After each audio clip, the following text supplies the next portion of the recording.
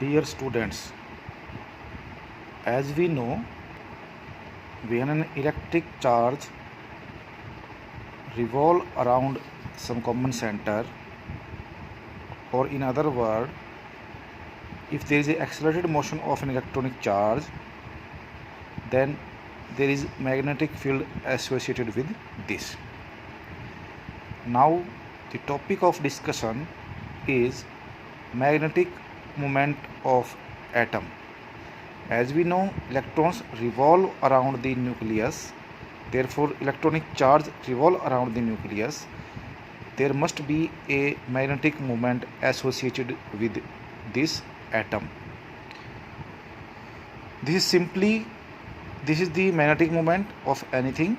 This is orbital angular momentum is equal to E upon 2mc. As we know, is electronic charge, m is mass of the electron, c is its velocity, or finally mu is equal to p E upon 2mc, or E is equal to h upon 2 pi E upon 2mc, or this h upon 2 pi, what is this?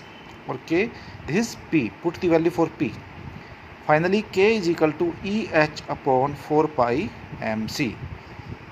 This is the magnetic moment of a atom, or of having single electron, like hydrogen atom.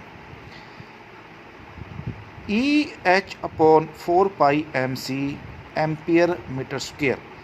This is the smallest possible value of the magnetic moment in this world, in this universe. All the other magnetic moments are the multiple of this magnetic moment, or you can say this is the quantum of the magnetic moment and known as Bohr magneton. If you put the different values, then you have a numerical value of the Bohr magneton as 0.918 into 10 raised to the power minus 23 ampere meter square. And the angular frequency known as the Larmor frequency associated with this angular momentum is equal to h into mu upon p. This is the magnetic moment of an atom associated with the revolution of electron around the nucleus.